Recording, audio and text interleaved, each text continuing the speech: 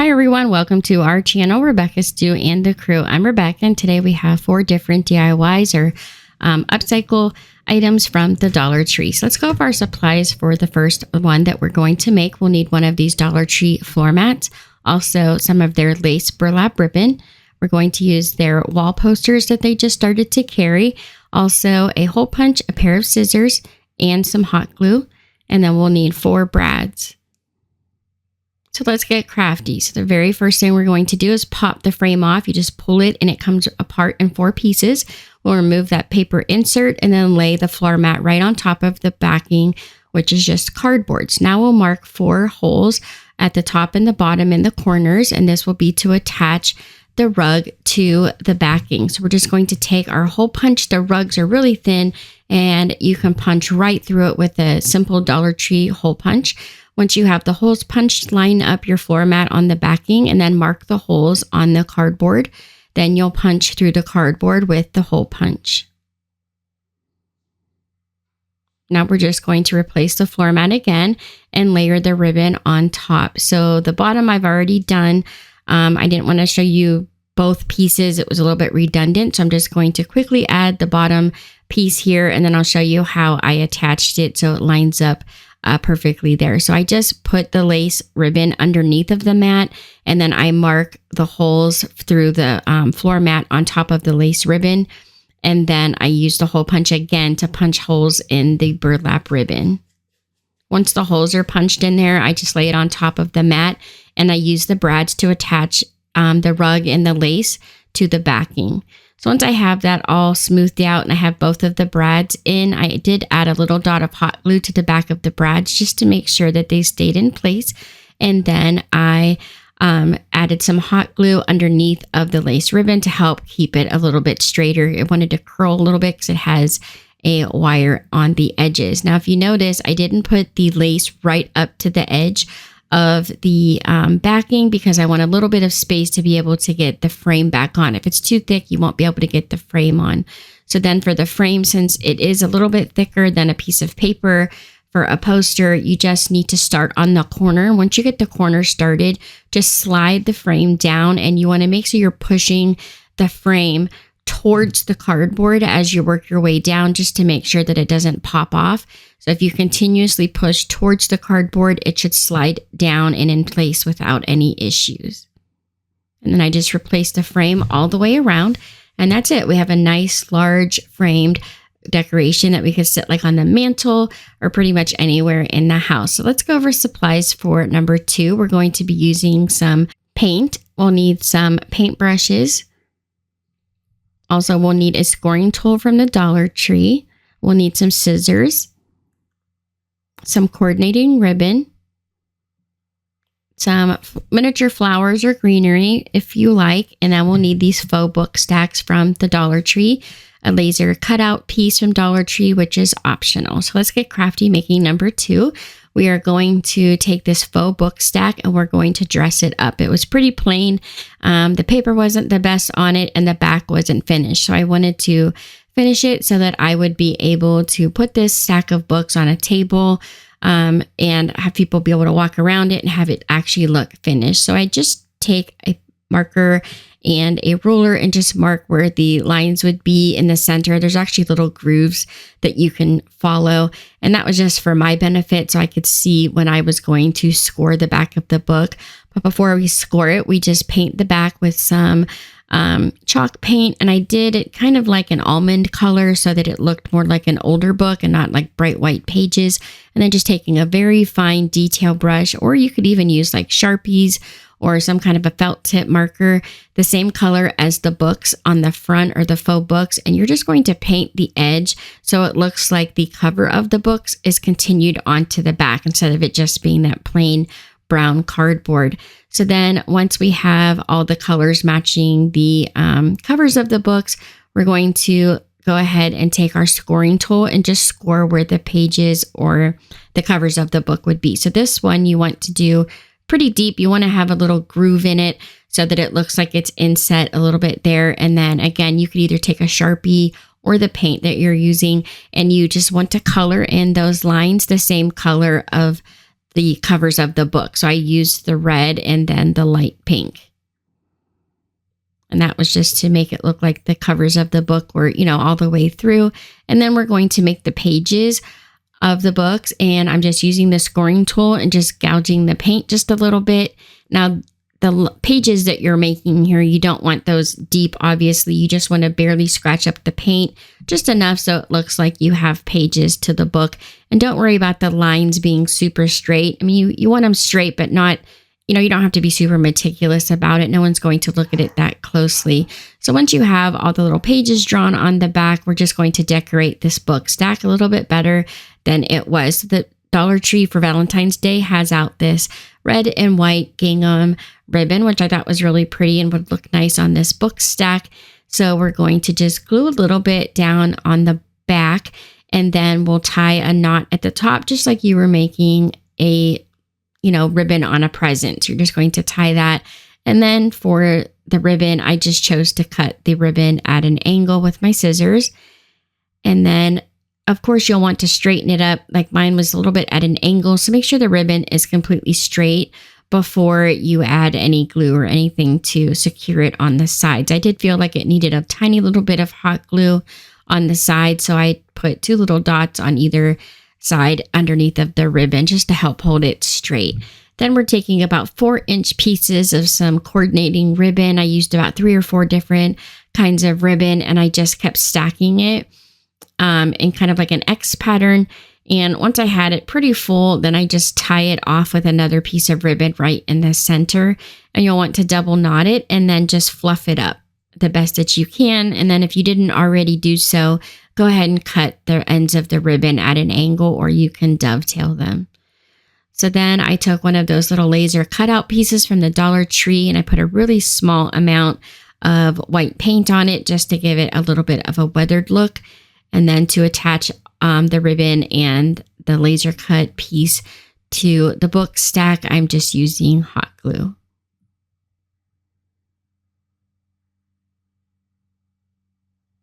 And then to dress it up even more, I have these miniature roses from Dollar Tree. They put them out right at the end of January, I believe, or about mid-January. They put out these little miniature roses that they had out last year as well. They come in a few different colors. So I just cut a few pieces off of one of the bushels that I got with the little flowers. And I add a little bit of hot glue underneath of the ribbon and just put a few pieces of the greenery and the flowers underneath just to help dress it up a little bit more. And I feel like this looks a lot more special, a little bit more finished than the original piece that we bought. So Dollar Tree put out these fun book stacks, which I just thought was really cute for the holiday. And it's nice to see them on trend. These are really popular right now. So it was fun to just dress it up a little bit more and help make it look a little bit more special. So let's go over the supplies for craft number 3, which is super easy. We're going to use scissors, some hot glue, also some twine. We'll need some greenery and some flowers of your choice. And I'm going to use this sign from the Dollar Tree. So let's get crafty. So we're basically just decorating this sign to make it a little bit more fancy than what it was. And I wanted to dress it up just a tad. So I'm adding some twine to the sides with some flowers. And it's really simple. We're just going to add some hot glue to attach the twine. So on either end, you're just going to add a small amount of hot glue on the back and then put the end of your twine on and then wrap it around about 3 or 4 times in an X pattern, layering the twine, add a little bit more glue to the back and then cut off the excess. So once you have the twine on both sides, you're just going to take some greenery. I have this lamb's ear from Walmart, and I just used the smallest pieces that was on the vine. Also, these flowers from Dollar Tree, they're like a faux baby's breath, but in a orangish peach kind of color. I cut a few pieces off and layered that on top of the lamb's ear and then made a small twine bow for the right side and just glued that on with some hot glue. And then I did the same to the left side and I added a small flower as well. I was just careful not to cover up any of the words. And we just dressed up this sign a little bit to help make it more decorative and match my decor. Now for supplies for the last one, we're going to use one of these small metal pails from the party supply section, some pool noodles, one of these ornaments from Dollar Tree. Also, we're going to use some Spanish moss. We'll need some of the crafter's foam, some razor blades, paint of your choice, some paint brushes. Also, we'll need some twine and some hot glue. Also, some ribbon of your choice, and either some dowel rods or some foam, which I'll show you in a minute, some tape, and then some flowers to coordinate. Also, we'll be using a little bit of greenery to help fill in some of the spaces. So let's get crafty. So the first thing we're going to do is we're going to paint one of the wood ornaments from Dollar Tree. So they have these out this year. I had this one from last year. They do have it out again, and I paint both sides of it. I used a moss green color of paint to do both sides. The only reason I painted both sides is because I'm pretty sure you're going to be able to see maybe a little bit of it, but you really don't have to paint both sides. So then for the stem, instead of using the dowel rods, I'm just using these rollers that I had on hand, and I'm taping the top and bottom together. There's 3 in all. We're just basically creating a stem for the heart-shaped flowers.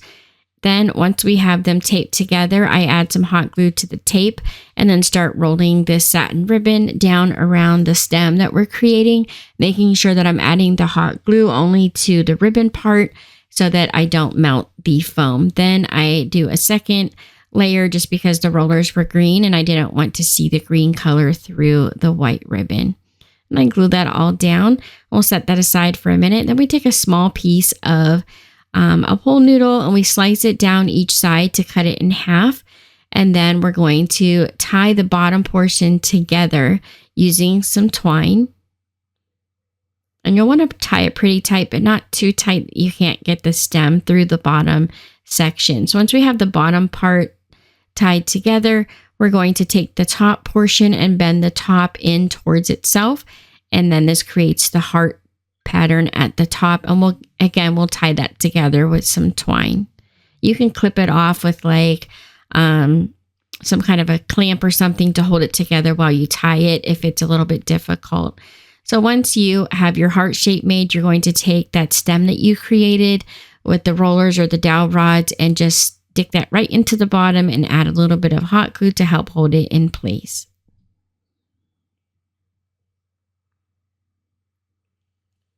And while that's drying, we'll start filling in the pail with the foam. So take another piece of a pool noodle, just measure the side of the pail to see how tall you need it, and then you'll cut that down with your razor blade. Then glue it down into the pail with some hot glue. Also take some of the floral foam and just cut it down in pieces and stuff that around the pool noodle to help hold it in place. Then we'll glue the stem right down in the middle of the pool noodle that's in the pail to help hold this in place. And you can add some hot glue there if you like. Now we'll take the Spanish moss and we'll fill it in around the stem. And this is just to cover up the foam. So you want it thick enough that you can't see the foam underneath. And then you can go ahead and trim around the edges and add more hot glue or moss if you need to. Then we're going to cut our flowers down with a little bit of the stem sticking out the back so we can pop it through the foam to help hold it in place. And you will want to put a little bit of hot glue on the back of the stems to help hold it into the foam. Then once you have most of your flowers arranged, you'll start filling in the open spaces with some different flower. You can use ribbon, you can use tulle, or some greenery. So I had some eucalyptus and some smaller roses, and I just kept working around the heart shaped until I had it all filled in. And if you can see right here, this tool I'm using, those are just dog nail clippers. I love these nail clippers to be able to cut down a lot of the wire for flowers. I also use them to cut dowel rods. They're one of the best tools that you could use in crafting when you need to cut something that's pretty thick and hard to cut, especially the flowers and the dowel rod. So I highly recommend picking up a pair from the Dollar Tree. So once we have it all filled in on the backs, the sides, and the front, I added some more flowers down at the bottom just to have like a spray of flowers coming out from each side of the heart. And then I tied some twine around the pail and just attached that ornament by tying it to the pail with the twine, and then cut off some excess. And then I didn't like the way it kept kind of tipping over a little bit. So I added some hot glue so it would hold it in place exactly where I wanted it to be. And that's the way the pail looks. And like I said, this one has the most steps to it, but it's actually not hard to create at all. So here are all the different crafts that we made this week. And some of them are really just upgrading, pre-existing crafts that Dollar Tree is selling, but that's okay. You don't always have to create everything from scratch. I just wanted to show you guys some different options for some decorations for your home. I hope you guys enjoyed this video. We do DIY videos every single Thursday, and then every Friday I show what's new for the week or popular restocked items from the Dollar Tree. I go to about 5 stores in the Dallas area and combine all the pictures into one video. Thank you guys so much for watching. Don't forget to subscribe, like, and share. I'd really, really appreciate that if you did. And of course, thank you for watching. Don't forget to check back tomorrow for the Dollar Tree video. And I hope y'all have a great night.